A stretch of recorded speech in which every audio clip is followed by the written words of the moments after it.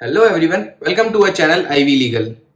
In continuation to Indian Evidence Act lecture series, in our today's video, we are going to talk about Section 99 of Indian Evidence Act. ये किस बारे में बात करता है? Section 99 बताता है एविडेंस बाय नॉन पार्टीज, मतलब जो डॉक्यूमेंट में जो पार्टीज होती हैं, जो भी पार्टीज होती हैं जो डॉक्यूमेंट को एग्जीक्यूट करती हैं, जो एग्रीमेंट की दो पार्टीज होती हैं, उसके अलावा कोई अगर पार्टी है जो उस डॉक्यूमेंट का हिस्सा नहीं है, वो एविडेंस दे सकती है। वो कैसा भी एविडेंस दे सकती है, विच कैन मींस वो एविडेंस उसके द्वारा दिया गया एविडेंस या तो उस डॉक्यूमेंट को चेंज कर दे, या फिर उस डॉक्यूमेंट में कुछ मॉडिफिकेशंस ले आए, या उस डॉक्यूमेंट को कंप्लीटली शेक कर दे।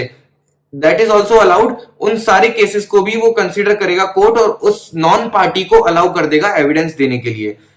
मीनिंग टू से कि when person who are not the parties to document or who are not representative in interest of parties to the document, मतलब ना तो वो parties to document है, ना ही उसका कोई इंटरेस्ट है, ना ही he is representative in the interest of parties of document, ना तो उसका रिप्रेजेंटेशन है, ना वो पार्टी है डॉक्यूमेंट का। तो फिर वो person is allowed to give the evidence of any facts tending to shake the agreement or varying the terms of document। वो कोई सा भी ऐसा एविडेंस दे सकता है जिससे उस डॉक्यूमेंट की या तो टर्म्स एंड कंडीशंस वेरी हो जाए, चेंज हो जाए, या वो कंप्लीटली शेक कर दे उस डॉक्यूमेंट को। अब यहां पर सवाल उठता है सेक्शन 92 को लेके।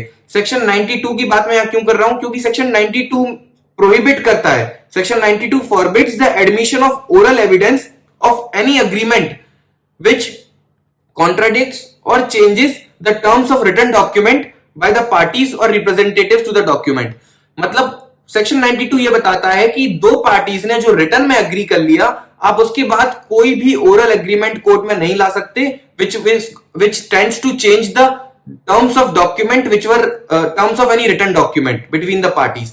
उसका मतलब उसका रीजनिंग ये था कि जो पार्टीज रिटर्न में ऑलरेडी एग्री कर चुकी हैं, आप अब उसके बाद रिटर्न की वैल्यू रहेगी, ओरल एग्रीमेंट उसके बाद आप कुछ भी करो सब्सिक्वेंटली उसकी कोई वैल्यू नहीं रहेगी। उसको कोर्ट एज एविडेंस कंसीडर नहीं करेगा, because that is tending to change or shake or verify or modify or delete some terms in the document in the written document। तो इसीलिए कोर्ट उस केस में ओरल एडमिशंस अलाउ नहीं करता था।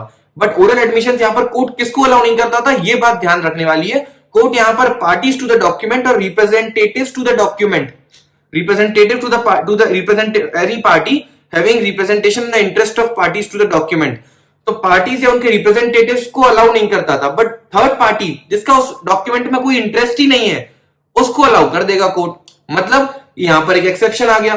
92 में सेक्शन 92 में जनरल रूल ये बताया गया था कि कोई भी पार्टीज टू द डॉक्यूमेंट और their representatives are not allowed to give the oral evidence which is tending to shake और चेंज और modify the terms of written document. ठीक है, बट इसका एक्सेप्शन आया कि जहां पर बोला गया सेक्शन 99। एक्सेप्शन क्या है? सेक्शन 99। तो जनरल रूल दिया गया सेक्शन 92 में, जहां पर ओरल एडमिशन की कोई भी वैलिडिटी नहीं मानी गई। Oral admissions which is tending to change the terms of written document will not be admissible. But exception दिया सेक्शन 99 में, जहां बोला कि oral admission given by the third party और given by non party who is not the party to document, who is not the representative to the document, can give the oral admissions, can give the oral evidence which tends to change or verify or which tends to change, vary, modify or delete the terms of written document। मतलब वो document को change भी कर दे, उसकी terms को बदल दे, उसकी terms को डिलीट कर दे, उसकी टर्म्स में मॉडिफिकेशन ले आए। ऐसा ओरल डॉक्यूमेंट, ऐसा ओरल एडमिशन,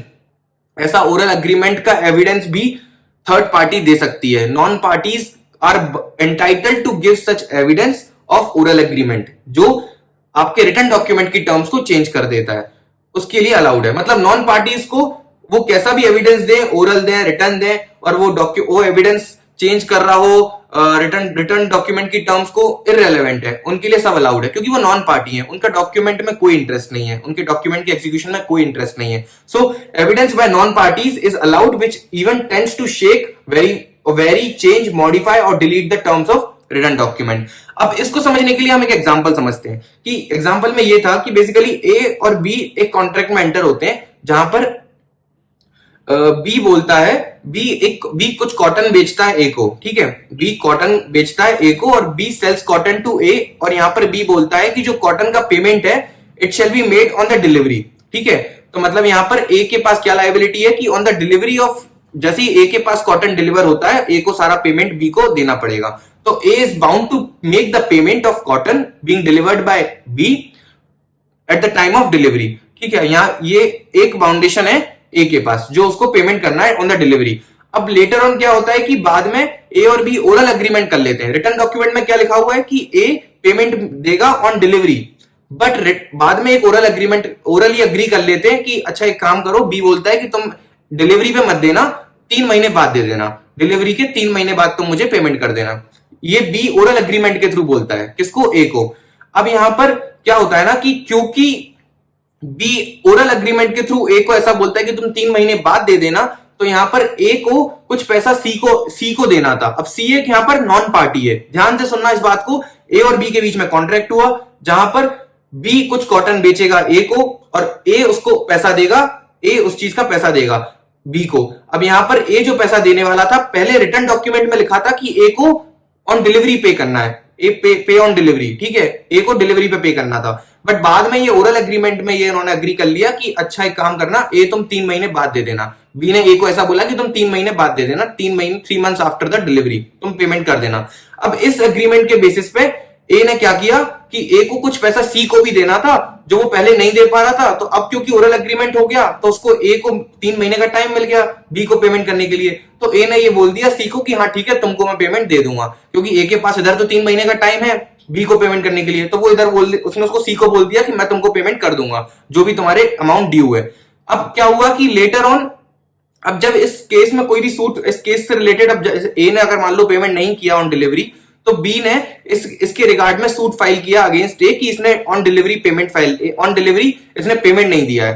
तो अब क्योंकि इसने ऑन डिलीवरी पेमेंट नहीं दिया है, तो इस मैटर में ए यहां पर ओरल एविडेंस नहीं ला सकता कि मतलब उस ओरल एग्रीमेंट का एविडेंस नहीं लगा सकता कोर्ट में कि देखो हमने ओरली एग्री किया था कि बी ने मुझे 3 महीने का टाइम दिया था कि डिलीवरी के 3 महीने बाद तक तुम पे कर सकते हो, ठीक है। तो इस ओरल एग्रीमेंट का एविडेंस वो ए नहीं दे सकता है क्योंकि A is the party to document. But यहां पर क्योंकि इस एग्रीमेंट, ओरल एग्रीमेंट के कारण ए को पेमेंट देना था सी को, जो कि अब ए सी को नहीं दे पाया क्योंकि यहां पर उसको डिलीवरी पे करना पड़ रहा है, क्योंकि बी बोल रहा है कि नहीं अब तो तुम डिलीवरी पे करो, ओरल एग्रीमेंट का कोई सेंस नहीं है, जो कुछ वैलिडिटी है वो रिटर्न की होती है, तो मुझे डिलीवरी पे पैसा चाहिए। और इस कारण से क्योंकि ए ने अब बी को पेमेंट किया, तो उस रीजन से सी का इंटरेस्ट अफेक्ट हो रहा है। अगर ए बी को पेमेंट कर देगा तो फिर ए सी को पेमेंट नहीं कर पाएगा क्योंकि वो उसके पास पैसा उतना ही है। तो अब इस केस में क्योंकि यहाँ पे सी का इंटरेस्ट अफेक्ट हो रहा है, तो इसीलिए since C's interest is getting affected, C not being the party to document, यहां पर इस ओरल एग्रीमेंट का एविडेंस कोर्ट में प्रोड्यूस कर सकती है कि इन दोनों के बीच में ओरल एग्रीमेंट हुआ था जिसमें ये एग्री किया था कि ए के पास टाइम है 3 महीने का, और इसी रीजन से ए मेरे को पेमेंट देने के लिए एग्री कर गया था। अब क्योंकि यहां पर ये आज इस चीज को लेकर सूट फाइल कर रहा है कि तुमको डिलीवरी पे करना है, इस रीजन से सी का इंटरेस्ट अफेक्ट हो रहा है और उसको पैसा नहीं मिल रहा है फ्रॉम ए।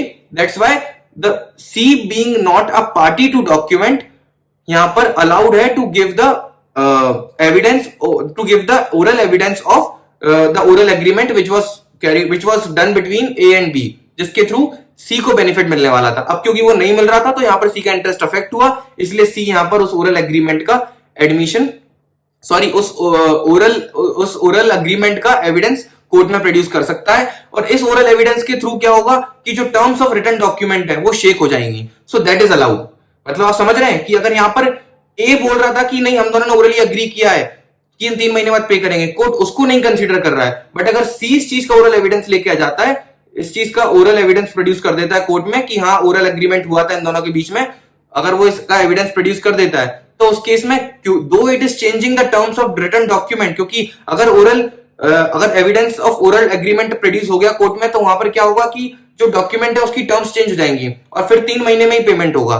तो though it is changing the terms of document, still it is allowed because the evidence of oral agreement is given by the third party, by the non party, by the party who is not a party to document, by the person who is not a party to document nor a representative to the document। तो इसलिए उसके case में allowed है। तो यहां पर C था non party, A और B थे पार्टीज टू द डॉक्यूमेंट, इसीलिए C के थ्रू डॉक्यूमेंट एविडेंस अलाउड है बट A और B के थ्रू ओरल एविडेंस अलाउड नहीं है। टिल द टाइम अब यहां पर ये वीडियो खत्म होती है। अब हम मिलेंगे अगली वीडियो में जहां हम बात करेंगे सेक्शन 100 की, till the time, bye bye, take care. अगर आपको वीडियो पसंद आई है then hit the bell icon for regular updates and subscribe our channel. Also do like our videos. Thank you.